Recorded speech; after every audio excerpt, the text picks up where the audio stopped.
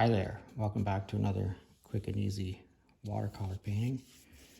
Today we're going to do some pine trees. We're going to try to, we're not going to have this quite as wet as I would normally have it. So, I mean, it's still pretty wet, but I'm not going to add a whole lot of extra water to this, I guess is what I'm trying to say. I'm leaving some white space. Hopefully those will close in and become some clouds. But this sort of painting, you never really know what it's going to become. I'm not going to take this brush and rinse it out. I just have some blue on there. I'm actually going to pick up a little bit of Payne's gray fairly intensely, and I'm going to tap it onto the page, right? So you're going to tap the brush. I'm going to pick this up a little bit more intensely again, right? Tapping the brush onto the page releases the pigment without making a harsh line, okay? So just tapping the brush onto there. Right, now I have quite a bit of Payne's gray on there, and we're gonna make a bit of like a rocky outcropping or something across the front here. So we're gonna put a little bit of Payne's gray on there like that. Now I'm gonna take this brush and rinse it out really well. And I'm gonna squeeze most of the water off there. By that I mean I'm just gonna grab the brush and I'm just gonna literally squeeze it until there's no water left on it. Now I'm gonna take this brush and I'm gonna put it into my sap green here, and I'm gonna pick this up a little bit more intensely also. And I'm gonna put this right into the pigment. And again, just tapping the brush onto the page. So what happens is when you put the Payne's gray on there, it should start to make those particular trees that you put on there at the beginning look like they're a long ways back. And that's what we're going for, okay? Now you can wait till this dries up a little bit, and then we're gonna put a little bit more on there. I'm gonna use this green across the front that I have on my brush. I'm not gonna rinse it off. Just gonna do that. And I'm gonna take this brush now, and I'm gonna rinse it off really well. And again, I'm gonna squeeze it, take most of the water off there. And I'm gonna pick up my sienna here. And we're gonna put a few trees in here with the sienna. Okay, we're also gonna take some of this sienna. I guess this is burnt sienna. We're gonna put this across the front here. Okay, and maybe a little bit there. I need this to be a little bit more intense, so I'm just gonna touch the brush onto my sienna, right on the palette, and we're just gonna let that bleed in there a little bit more. I'm gonna come across here with some sienna like this, and we're gonna make a couple of patches fairly intensely because we want to draw out of these, okay? So this is my #1 watercolor brush, which I admit I don't use very often, but I use the back end of it here that I've sharpened with an X-Acto knife, or a utility knife, I guess. But I'm gonna draw out of those patches some foliage, and we're just gonna let that all bleed together. Now you can take this and draw some,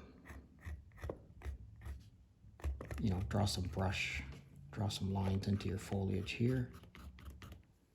Okay, just like that. All right, I'm gonna rinse my brush off really well again. And I'm gonna pick up a whole bunch of this yellow ochre. Okay, so a whole bunch of yellow ochre. And we're gonna try to make one line that goes from one side to the other, okay? So we're gonna try to do one stroke with the 3/4 inch brush that's gonna go from here all the way over here. And we're probably gonna touch this line and this line. Some of that paint is going to run for us, okay? You see how that paint started to come out of there right away? Okay, I'm gonna pick up a little bit more yellow ochre. We're gonna do that again, but we're gonna do it a little bit sketchier this time. Now we're just going to pick up some yellow ochre. We're going to tap the brush again onto the page.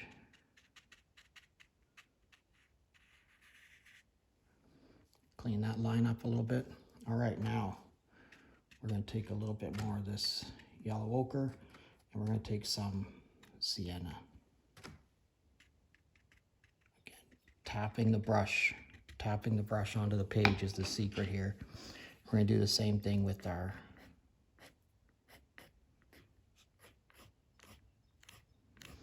brush, with our, I mean, you don't have to use a brush. You can use any wooden object that you have. This is a barbecue skewer, you know, so you can use a barbecue skewer. You can use a wooden toothpick, you know, whatever it might be.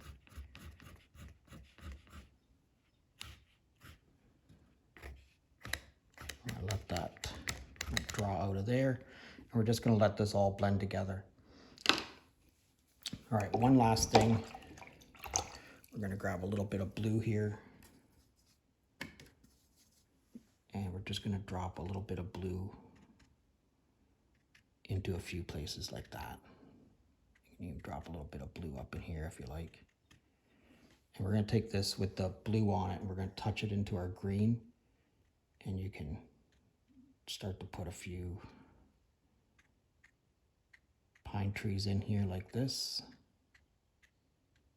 See, all those other colors have all started to bleed into the background. And so now when we come in here with this sort of dark green, we can start to install some more trees. Anyways, that's looking pretty good. One last thing. This is my little bag of salt. You've probably seen this before, but I'm going to put a couple little drops of salt in a few different places. Okay? Not everywhere. And let's let this dry and see what we get. All right, let's have a look here. Look at the what the salt's done here. That's pretty cool. The salt's done some really interesting little things along here. Look at these scribe marks that I put in.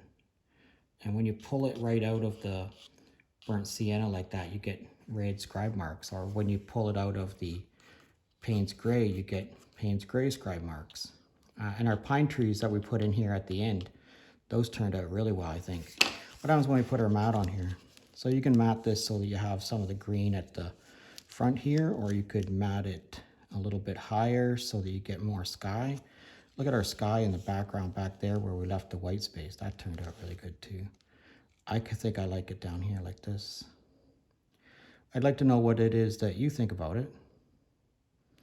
Let me know in the comment section. I'd also really like to know where you're from. If you could drop me a comment and let me know where you're from, I'd really appreciate it. And if you're currently a subscriber, thanks a lot. If you're not currently a subscriber, please consider subscribing to my channel. Thanks a lot for watching, and we'll see you again next time.